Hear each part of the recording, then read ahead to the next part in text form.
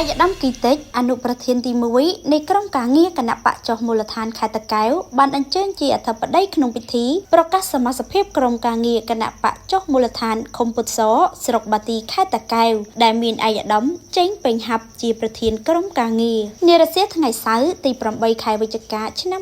2025អាយដាមគីតិចសមាជិកគណៈកម្មាធិការកណ្ដាលគណៈបកប្រជាជនកម្ពុជាអនុប្រធានទី1នៃក្រុមការងារគណៈបកចុះមូលដ្ឋានខេត្តតាកែវនិងជាប្រធានក្រុមការងារគណៈបកចុះមូលដ្ឋានស្រុកបាទីបានអញ្ជើញជាអធិបតីក្នុងពិធីប្រកាសសមាជិកភាពក្រុមការងារគណៈបកចុះមូលដ្ឋានខុំពុទ្ធសពិធីនេះមានការអញ្ជើញចូលរួមពីលោកប្រធានគណៈកម្មាធិការបកស្រុកបាទីអាយដាមលោកជំទាវលោកស្រីជាប្រធានអនុប្រធានក្រុមការងារចុះមូលដ្ឋានខុំចំណុះស្រុកបាទីនិងសមាជិកនៃក្រុមការងារគណៈបកចុះមូលដ្ឋានខុំពុទ្ធសព្រមទាំងសមាជិកសមាជិកាគណៈបកប្រជាជនកម្ពុជាខុំពុទ្ធសប្រមាណ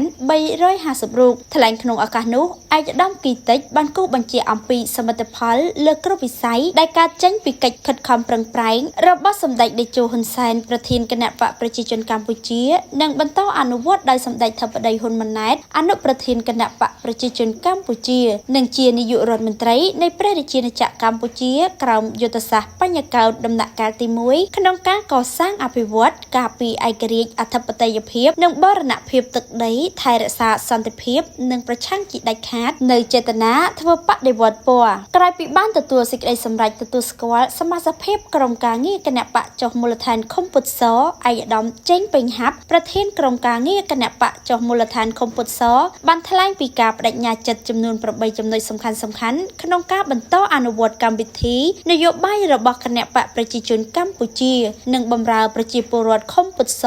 ដើម្បីដណ្ដើមយកជ័យជំនះក្នុងការបោះឆ្នោតជ្រើសរើសក្រុមប្រឹក្សាឃុំនិងការបោះឆ្នោតជ្រើសរើសតំណាងរាស្ត្រនាពេលខាងមុខ